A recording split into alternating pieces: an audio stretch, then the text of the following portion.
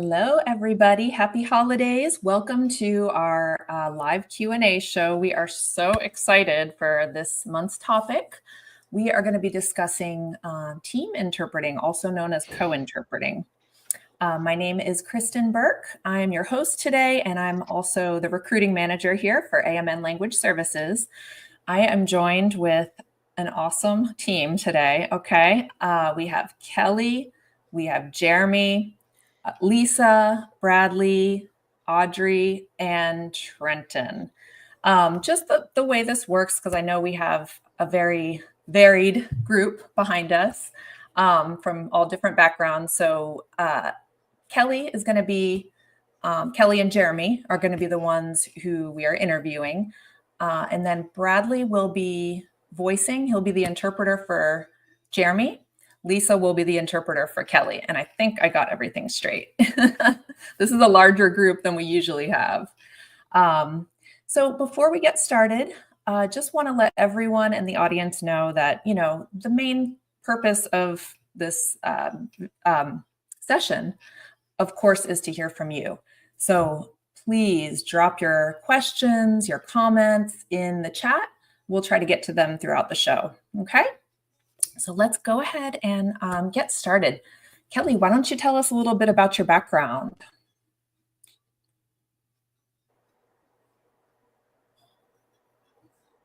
Sure. Yes, I'm happy to.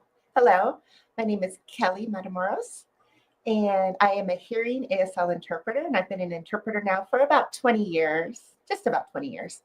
And really my experience, luckily, I've had a lot of experience. I grew up within the deaf community, interacting with the deaf community, both personally and professionally through my work.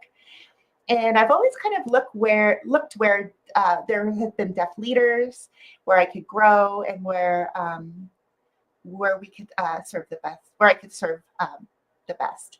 And I've worked a lot in different collaborations with deaf interpreters and deaf professionals, which has been really great, which has really led my thinking and really led me to be really active with my work with ASL hearing interpreters, and caused me to think about how we work together as ASL interpreters, which has really led me to this topic. And so I'm here at AMN, and I work here with Language Services. I'm the manager of the sign language team. Thank you so much, Kelly. And Kelly is one of my favorite people to work with here. So I'm just going to say, if you find yourself ever employed here with AMN on Kelly's team, you'd be very lucky. It's a little shameless plug. Okay, and Jeremy, let's hear from you. Tell us a little bit about your background.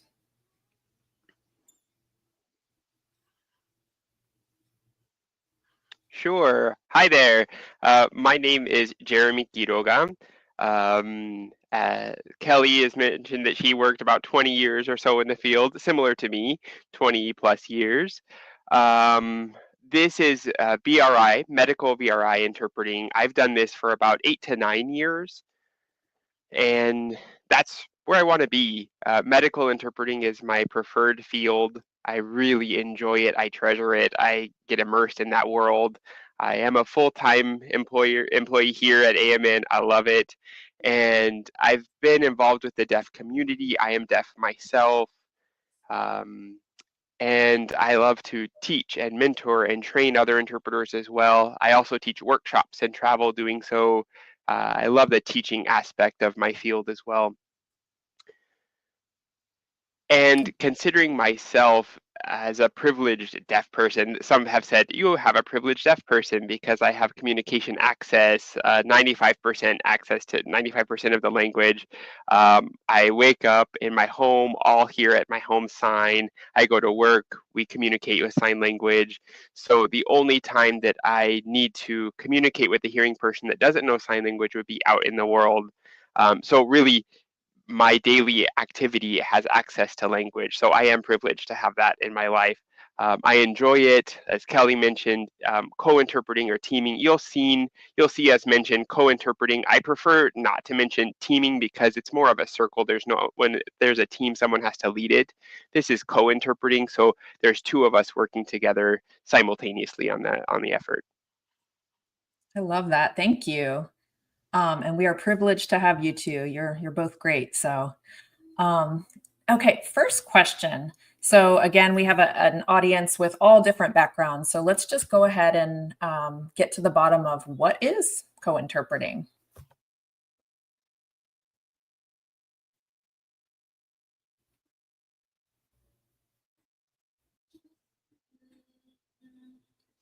Sure. So for us as working interpreters, a typical situation, traditionally co-interpreting is two hearing interpreters on an appointment. Um, the interpreting field doesn't do enough of adding a certified deaf interpreter. Usually it's adding a team, a co-interpreter. That could be an issue with finances or with a struggle with getting access to that. Having one interpreter is not monitored. So usually we have one interpreter, that's tradition. But now trying to visualize what co-interpreting is with adding a secondary interpreter, working together, that's co-interpreting. Not, oh, this is my team for today. That signifies that someone's there taking the lead, but we're both there working together. What does that look like? How can we pull the best out of each other? And how can I bring something to that interpreting experience? How can I invest in it to make that situation better?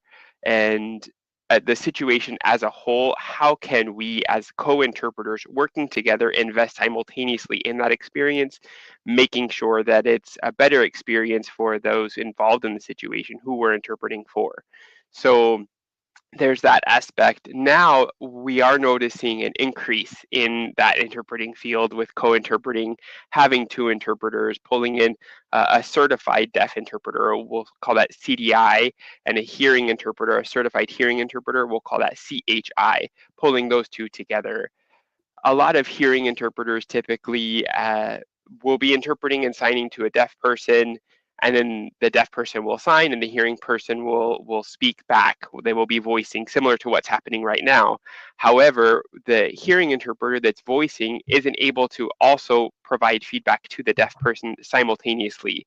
So they're not able to show the facial features or facial markers that are needed in the language to provide feedback because they're voicing, they're speaking to the hearing party.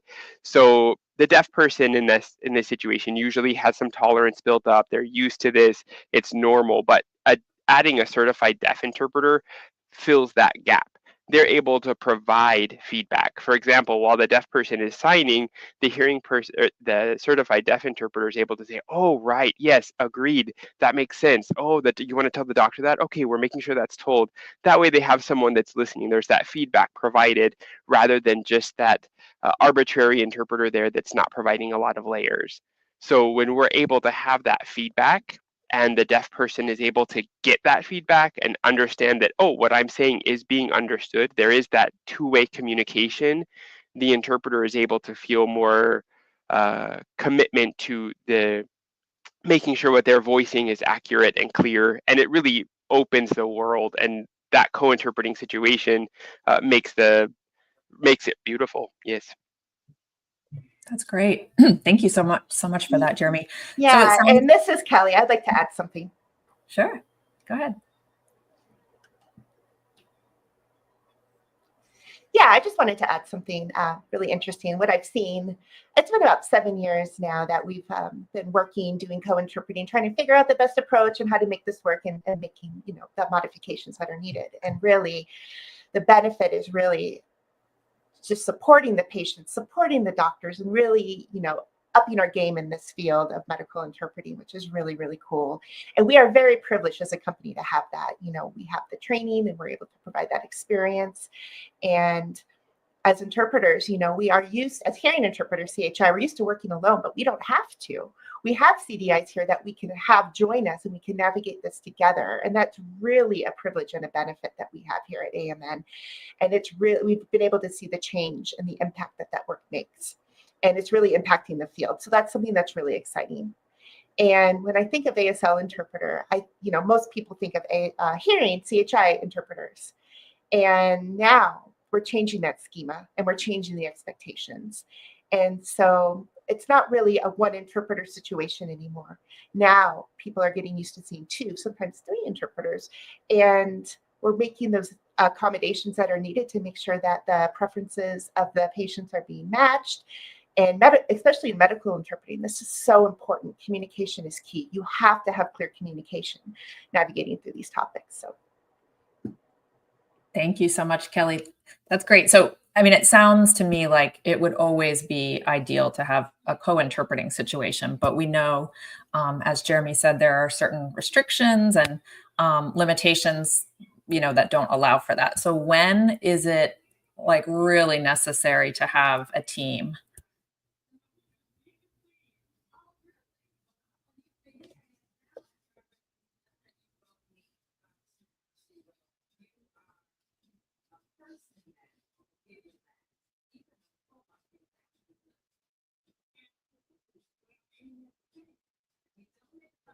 that's a great question. I think I'll start with this, and then I'll give it to Jeremy.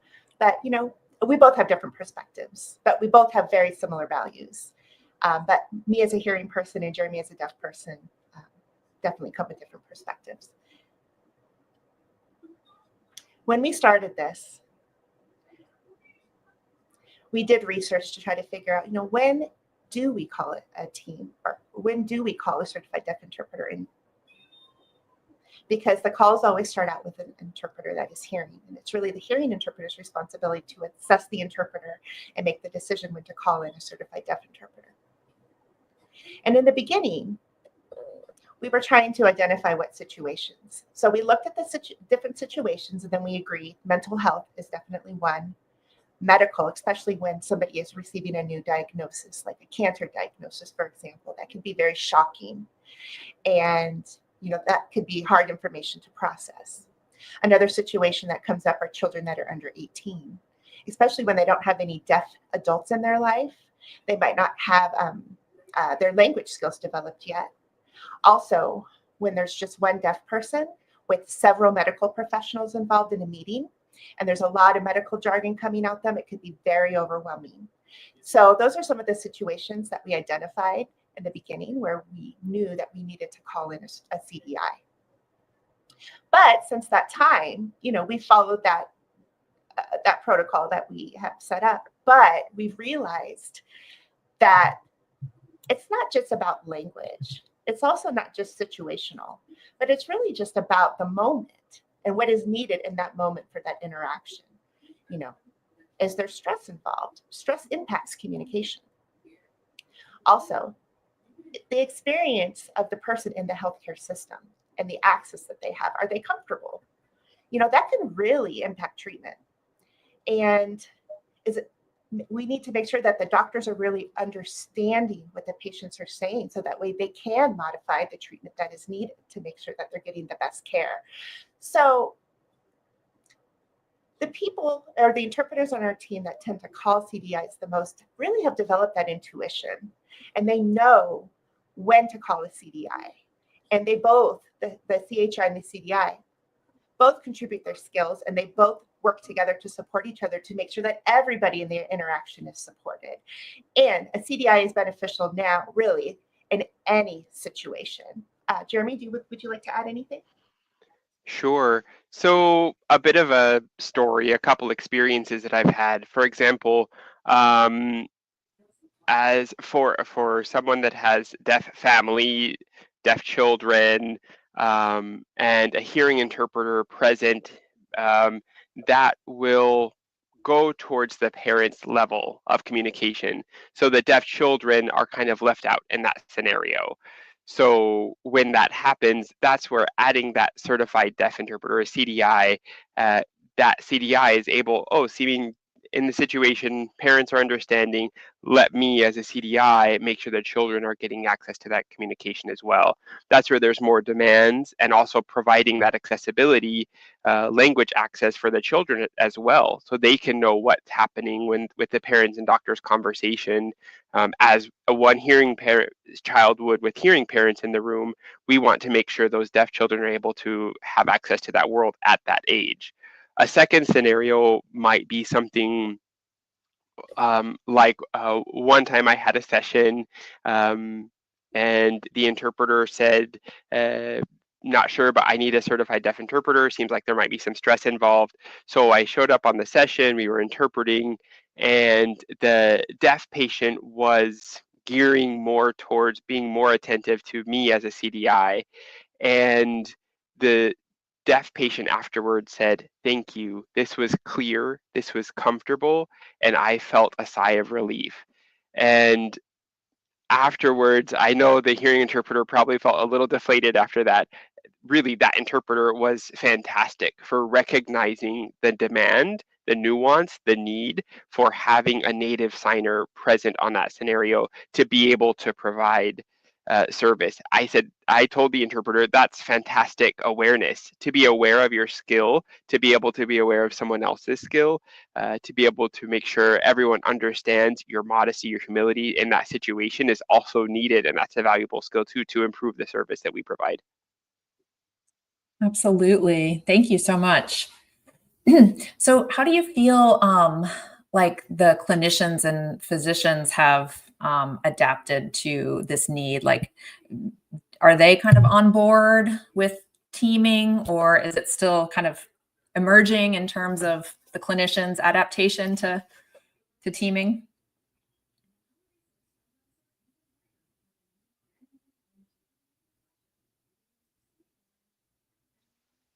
Yeah, a very high percentage are. The world has such a variety of people. We can't control all of their viewpoints and opinions and all of their process on this, but also as a language communication facilitators in this situation, we are able to do that. The first couple years, 2, 3 years, we would have to educate. Why do we need a CDI? Well, for example, Spanish has a lot of different dialects. There's a Cuban dialect, a Mexican dialect, the Spanish dialect. There's a variety that's needed. So similar to sign language interpreter, possibly for Spanish, they might need someone with their specific dialect to be able to provide effective service. Same with us, being able to provide that variety or what the patient needs at a specific time. That education was needed. Also, another illustration we give is each doctor has a different specialty, and sometimes you need to bring in a specialist for that specific patient need, similar as a language specialist. So this hearing interpreter needs to bring in a CDI to be able to provide that specialty. And as doctors, they usually paying attention to the scenario and to people, and a lot of doctors just struggle with that. They view it as time management. They need to get through a certain amount of patients. They have specific demands they got to get through.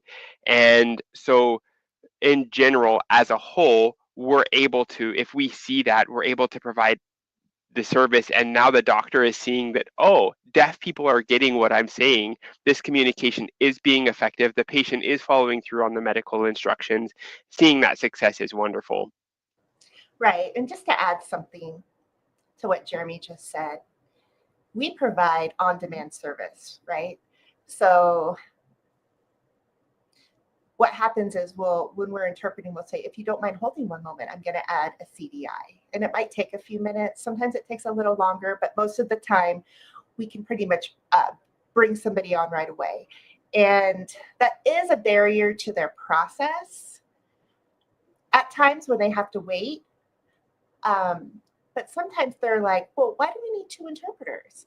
And that's when we take the time where we can explain to them, and that builds trust between us and the providers.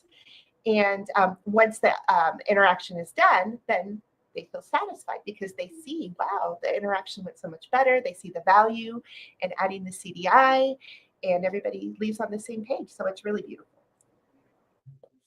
Yeah, it seems like a win-win all around. So that's great. So Kelly, I heard you mention at some point, we are different and we're special in a way because we do place such emphasis on co-interpreting, and we have our whole dedicated CDI team. So from the perspective of the sign language interpreter, the hearing interpreter, tell us a little bit about how and why that experience is so different versus, working in an environment where there's no teaming.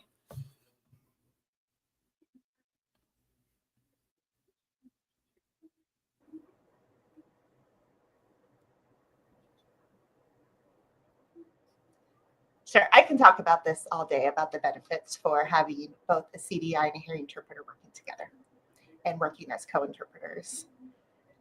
Being able to work together, share perspective, it's really a benefit to everybody. But I think there's two main important points that I want to talk about. Many interpreters, I'm sure there's many interpreters today in the audience this can resonate with. A lot of interpreters, that we just want effective communication. That's our goal. And when a situation comes up where we realize that there are barriers, there are challenges, and we recognize that we are limited in our capacity, maybe with content or context, or maybe the deaf person is using language that's different than ours, or maybe they are second language users and ASL is not their first language. Also, as hearing interpreters, we do not have the same cultural experience as they do, and that really does limit our capacity sometimes to be able to match their needs. And, we cannot match everybody's communication needs perfectly as hearing interpreters. And that can cause more demands and more stressful situations.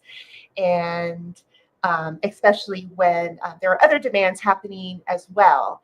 And so a lot of times the barrier is that they can't support the deaf person as they need to be supported. And that can be frustrating. That can be really tough. And it can be kind of deflating as well, especially when we're always working alone. And that's natural in our work as hearing ASL interpreters. But that doesn't always need to be that way in the hearing and deaf community. And I think that that's something that we are doing here at AMN in our field, is that we are promoting co-interpreting. We're promoting this type of teaming because there doesn't need to be that struggle. People don't need to have to struggle through their appointments, and hearing interpreters don't need to have to struggle through their interpretation. We have this ability to co-interpret, which can really alleviate those stresses that I've been talking about. And after the CHI and the deaf interpreter can meet and debrief and talk about what worked and what didn't. And we know that we are doing our best to provide what we can. And it's really important as interpreters that, that we practice this type of work here at AMN, and it just contributes to just successful interactions. Also, another thing that I want to talk about is how we teach interpreters how to become interpreters, and what the ethics look like. And in our field, hearing people are the ones that usually make the decisions, right? And deaf people are the ones that have to kind of go along with the choices. And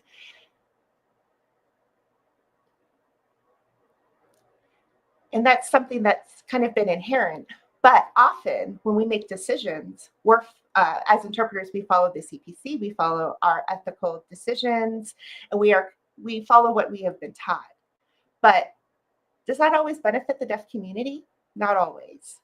And so here, when we work with our CHI and our CDIs, we are able to have dialogue. We're able to talk about the work, and we're able to bring in a lot of different perspectives.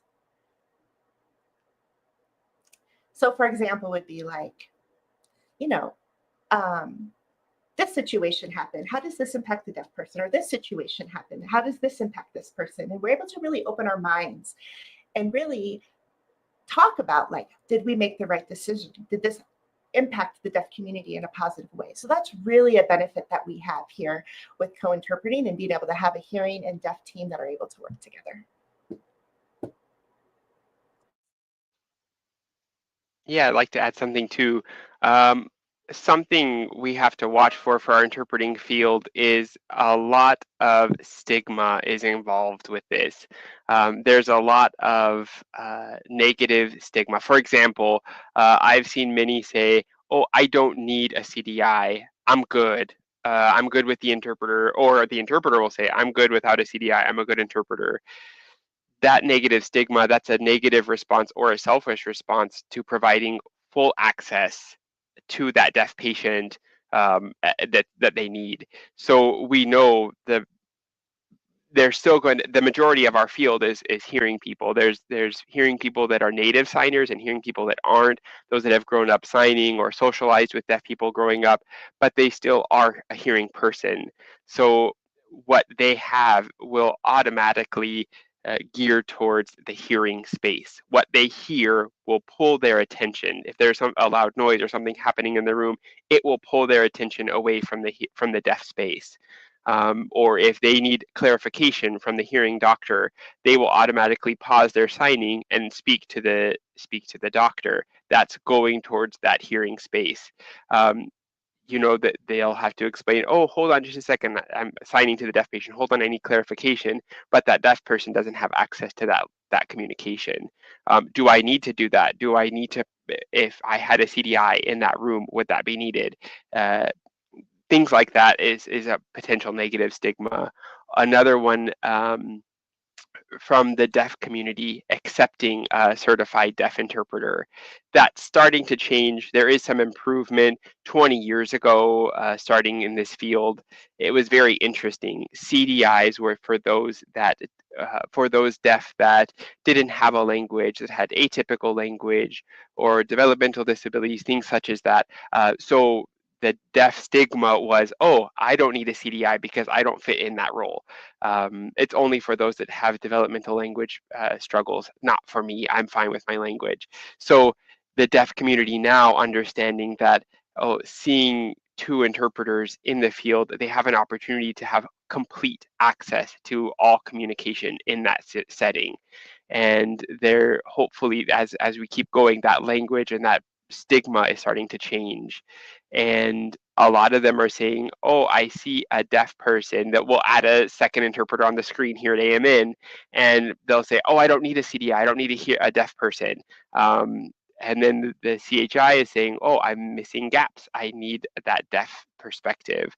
I need someone as a CDI to be here on the team with me so that they can provide that provision of that part of the spectrum as a deaf person and have that heritage cultural experience with you.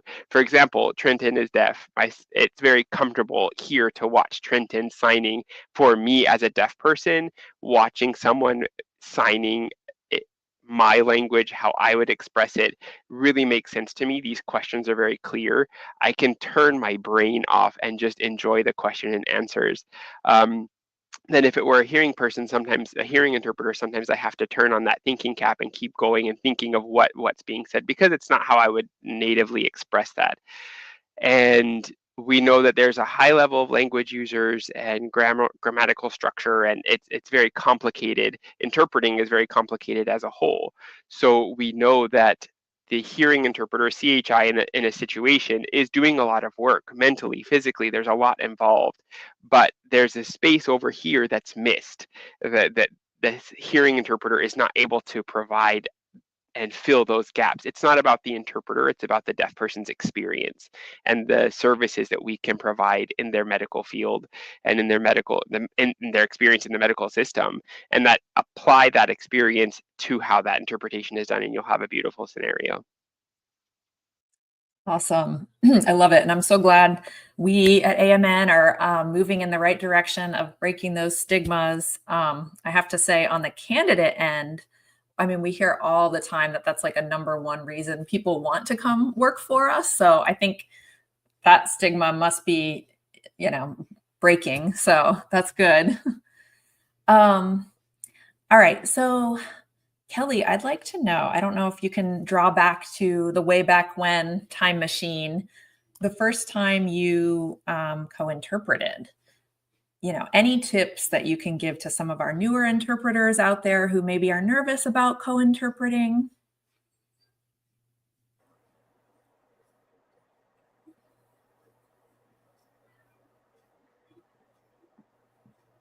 Yeah, wow. Wow, that was a long, long time ago. Wow, that'll be tough. But what's always been impactful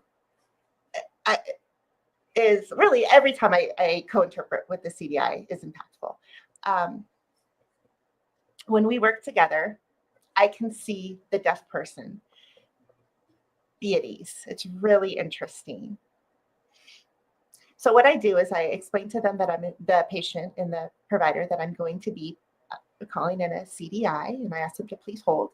And then the CDI joins, and a lot of times the deaf patient will kind of look at both of us, and then you just see that ease come over them, and they'll ask the other interpreter, the CDI, "Are you deaf?" And they say, "Yep." And then you see that just relief on their face and the ease of the communication that happens, and the connection between the CDI and the deaf person. And they're able to ask their questions where before they might have been a little bit more hesitant.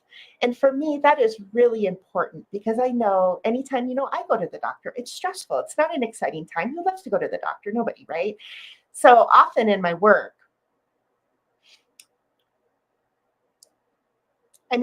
just as Jeremy mentioned, he lives in a house where everybody signs, and 95% of his life, or 95% of his life is he's immersed in sign language. And that's his experience. And so he's able to have direct communication. And direct communication is extremely important in medical appointments, especially when you're dealing with stressful situations. And there's not a lot of opportunity for direct communication with providers. And so oftentimes they'll have to do a lot of code switching, or they'll have to make sure, like, am I signing correctly? Is the interpreter understanding me? And that's a really big responsibility for the deaf person, having to navigate that on top of navigating their medical issues at the same time. It's very taxing, and that's not their responsibility. And so what I can do is I can pull in a CDI, and the CDI can help alleviate that. So instead of the deaf person having to monitor their own communication, they have the CDI where they're able to actually focus just fully on 100% on their communication with their provider. And they can understand because they're working with somebody who is deaf, who's a native ASL user, and that just brings a level of comfort that doesn't happen with a CHI most of the time. And that's a really cool thing. And you asked me something else. What was it? There was another thing that you had asked. Oh, you would ask me about new interpreters and what I would advice that I could give. I would say do it. Just get right in there and do it. There are some people who are like, oh, I'm new. I don't know how. People are going to be looking at me. What if I make a mistake? And they feel very nervous. And so, they would rather just interpret alone because that's where their comfort is. And I would say, no, get out of that comfort zone. Try, practice. Talk to other interpreters who are skilled with co-interpreting. Talk with the deaf interpreters. Talk with interpreters in your area. Work together. Figure out how to work together effectively. And you just have to do it. And once you just start doing it, it'll become clear and you will see the benefits. And then you'll just start doing it all the time. Love that. Yeah, this is great. And my wheels are spinning because I'm thinking, maybe I can come up with a way to do like co-recruiting on our team, pairing people together to help. So a quick reminder to the audience, we are almost kind of getting to the end of the show. If you have any questions, please ask. We did have a good question come through from Callie. And she's asking, how do you ensure effective communication and coordination between an ASL interpreter and a CDI, especially in complex situations where cultural nuances or stress-related communication gaps are present? That's a good question.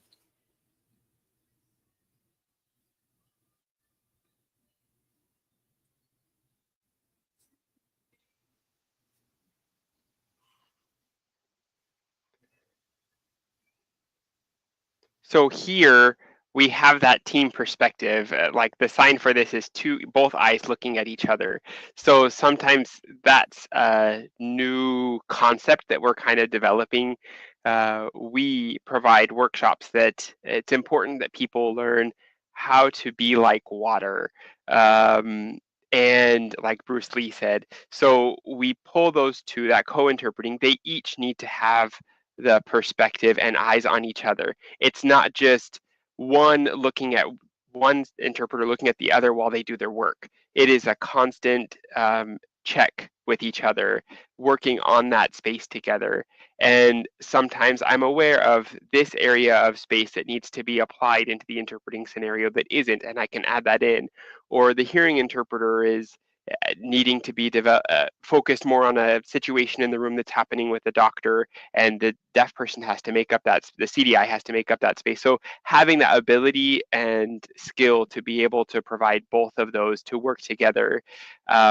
We know that sometimes when you're teaming with an interpreter, say it's two CHIs and teaming together, there's that space where sometimes you get a team that maybe doesn't get along with your personality, or you just don't jive with as well.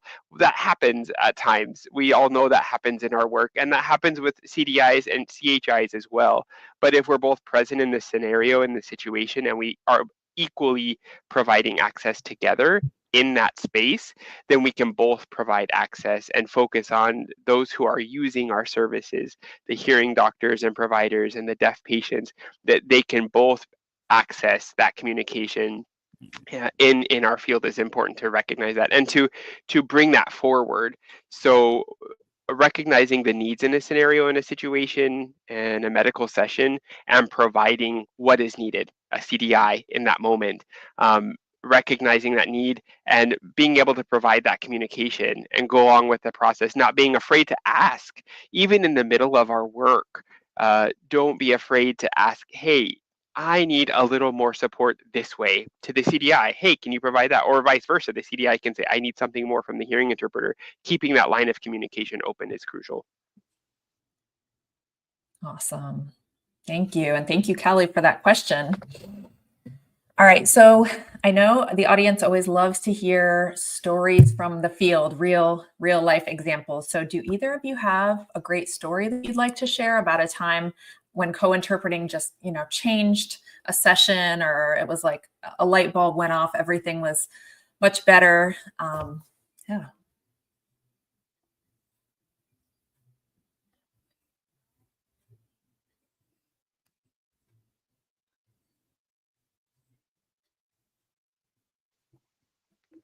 Sure. Yeah. Kelly mentioned before that nobody likes to go to the doctor. And hearing people going to the doctor, there's already that stress. There's already that apprehension.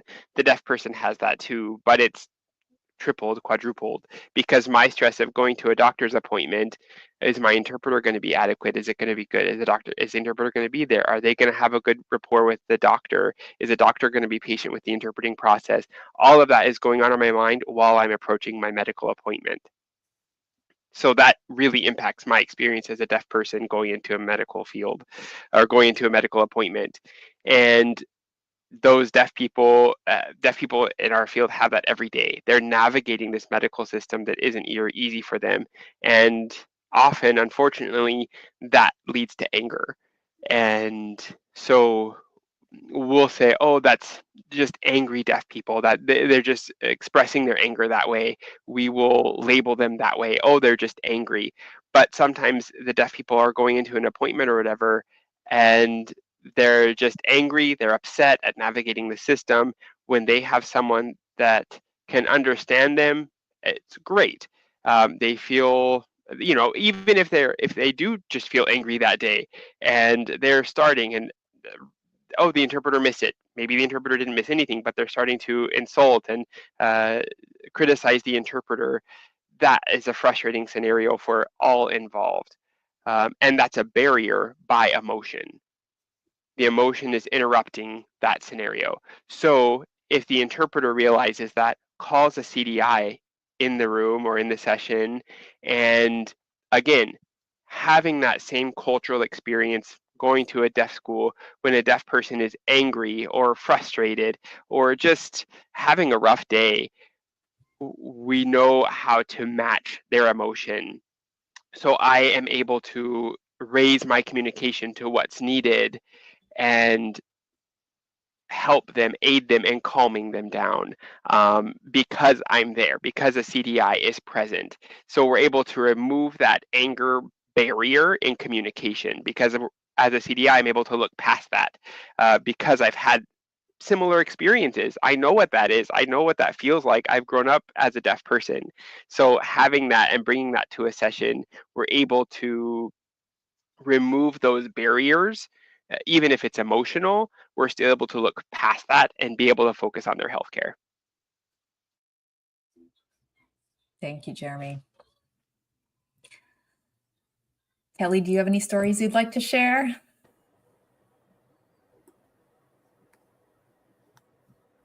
Yeah, I was thinking. And at first, I love Jeremy's example because as a hearing interpreter, we can't often approach deaf people like he can, and we don't have that ability to code switch or to be able to match that type of energy. So I think that's a really awesome example. Deaf interpreters can take that step, and they can employ different techniques to help calm the situation down. Whereas hearing interpreters, we don't really have that ability. It's not appropriate, and really is not that effective. So I was really happy to see Jeremy's story. It's really hard for me to think of one specific example. I do remember there was a couple from Russia. Both were deaf. They had deaf parents, and they signed ASL, but it was obvious that they weren't native users. They were native Russian Sign Language users. And but they were able to sign some ASL. They both had great language, and we were able to communicate really clearly. And they had a baby that was born early, premature, was in the NICU for about 2 to 3 weeks, pretty long time. And so they were using VRI pretty frequently throughout the day to speak with their providers. And those who work in the medical field know there's so many different types of specialists that work within the NICU. And so the parents would sit there and they'd be waiting with the baby, and then a specialist would come in and want to talk with them about the baby. And they were really quite nervous because they weren't sure if their baby was really going to make it. And as far as language use, we were able to communicate effectively together. But bringing in that certified deaf interpreter brought in a different level of comfort and a different level of understanding, because the CDI had the same experience. And that's something that we just as hearing interpreters can't match. And having that CDI there was just extremely powerful. And I often think about that couple and think about their experience while they were staying in the NICU for so long with their baby. And the communication was just so crucial, and their experience was really heightened and better because of the CDI. Thank you for sharing that. That's a beautiful story. And I'm sure you both have plenty of stories. We could talk all day, but thank you. We did have another question coming through. And this one is from Callie again. She says, you mentioned the different dialects in ASL, as with many other languages, and how they can influence interpreting. What strategies do you use to navigate potential challenges when working with a co-interpreter team, particularly when there are differences in interpreting styles or regional variations? Another good question.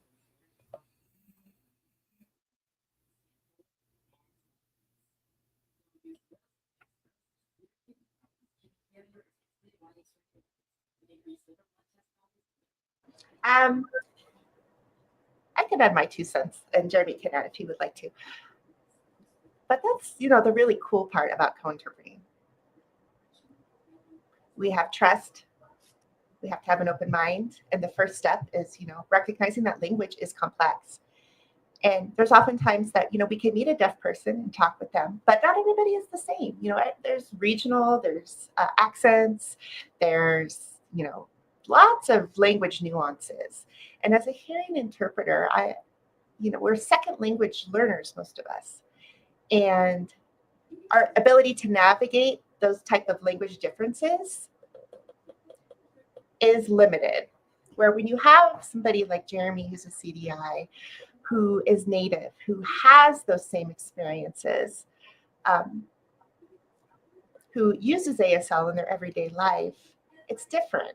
Some ASL interpreters do, but not always. And so as far as language goes, CDIs really their language skills run the gamut. And what they can do is they can take information and they can really transform it into something really contextual, environmental. They're just experts at it. So they can take that language and turn it into something that is really easily understandable. And when we co-interpret, I can use my training and expertise, and they can use their training and expertise. And that's where the trust and being open-minded and being like water, as Jeremy, he's very famous for saying that, being like water. Really what that means is just flexibility. And oftentimes we have to say, do you mind holding for one moment so we can get clarification, or if we need to get more information or to make the interpretation successful. That's just something that we have to do and we work on every day. Jeremy, is there anything you want to add specifically about that? Any strategies? I think it's really important to understand that what CDIs bring to the table.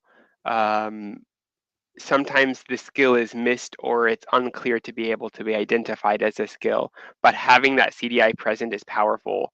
I always what I'm about to say is I bring this into my workshops is as a single mother and able to discuss their needs. For example, a single mother in a session talking about their boyfriend, their menstruation cycles, sexual orientation, things like that. That in a situation, I learned that growing up from my mom. So being able to understand that scenario because of my mother, I was this child in that situation. So I was in these medical appointments with my mom. I was able to understand all of that, and I have that ability to incorporate that in my interpretation and my life skills. So now you're like, well, no, you don't. You're not a woman. You don't know the pain. That's probably what's going on in your brain. Is well, yeah, you've seen that, but you haven't experienced it. You haven't walked the walk. So you haven't been in that as a subject. You're right. So I don't have those experiences. I've seen it, but I don't have that. So I'm able to have that mutual understanding in a limited degree. So I would never say, oh, I'm able to connect and understand women in this scenario 100%. I can't say that because I'm not a woman.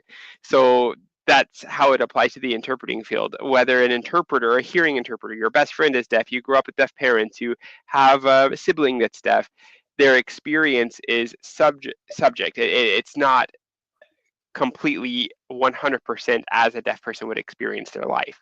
So deaf people say they love working with the CDI because they're able to have that mutual experience and understanding. Now, CHIs are able to gain tools and experience from what CDIs do.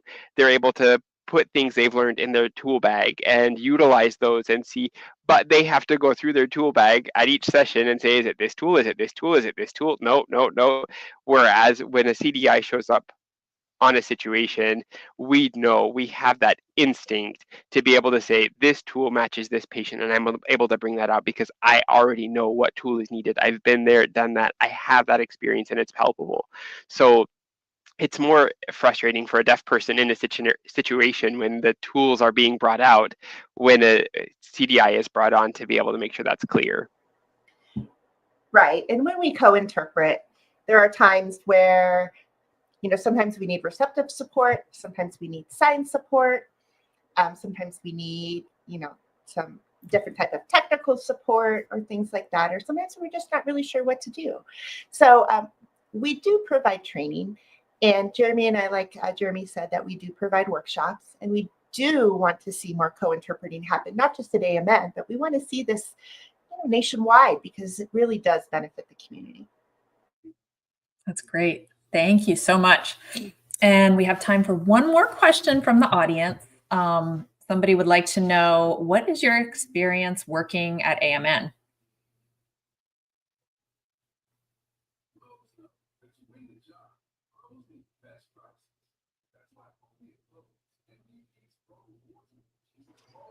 Do you want to go first? Sure. 8 years later, I haven't really thought about working in another place. It hasn't come across my brain. I love it here. There's so many reasons, but like Kristen mentioned before, Kelly is fantastic to work for. Um, she gives us this space where I feel respected as a deaf person, and I'm really able to look at how to make our services, interpreting services, better. What I do makes me better at because of having Kelly. We're able to provide better experiences to the deaf in the area, our consumers, our customers. So this team is, I feel valued. I love coming to work every day.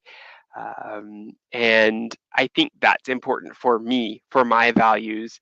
At the beginning, I said I feel privileged because I'm able to go to work and I'm recognized as a deaf person and not just another person in the system, especially when we're involved in a hearing world every day. Having that feeling, every day I have to go, if I were to go to work in the hearing world, having an interpreter present and work adds demands to what I do for work. But really, here, working with other interpreters, it's odd because we're providing that service. Me as a deaf person, I go to work providing a service that I wish I had when I worked in the hearing field, but I love it. I love being able to provide that service, and it's like a puzzle. Life is a puzzle. You have to figure out which piece goes where. So working here, I'm able to put puzzles together every day. What does the doctor need? What does the patient need? What does the interpreter need? And putting those puzzles together to make a successful communication and make a successful medical event happen, I feel good. Seeing the deaf person being able to take care of their health better provides inspiration for me. Awesome. Right. Jeremy, And I would like to add as well, both, KB and Jeremy. First, I want to thank you for helping support this live, and also here at AMN. AMN has supported me, and they really share in my values and my goals in providing top quality services. Not everybody in AMN knows exactly the type of work that we do, but they support us regardless. And, we have talked a lot about our decisions, how we impact customers, how we impact language access, how we need to be operating, and how we could be supportive, and how to have the interpreter's needs met, how to have the customer's needs met, just as a whole. And, it's been 8 years, like we had mentioned before, that we've had this. And, not everything runs perfect. We're not perfect, but from every level of our organization and all of the different specialties we have within AMN, we just see that it's such an amazing organization. And, ASL interpreters have a lot of options on where to work. And a lot of times we try to figure out where our values are and where our values will be matched and where we can thrive and where we can do good work. And, sometimes, it can be hard, especially when your values don't match where you are working. And here we're able to learn, we're able to grow, we're able to contribute, we're able to really enhance our professional skills and really contribute to the medical community. And it's just amazing, wonderful work here at AMN.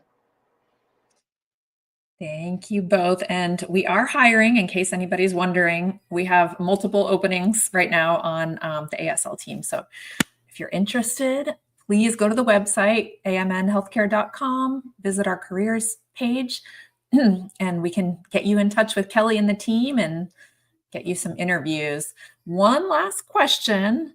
Somebody's asking if it's possible to work for us even if they don't have medical experience.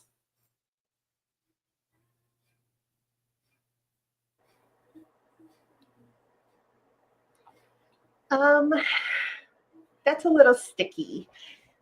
For the ASL team, we require all interpreters be certified. Other languages have different requirements, but we require certification.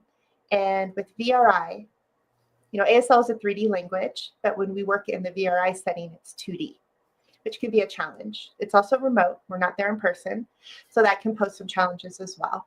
And there is some negative stigma involved with VRI work as well, which means that, it's challenging. We really got to roll up our sleeves and work through those every day. If you have interpreted in medical, if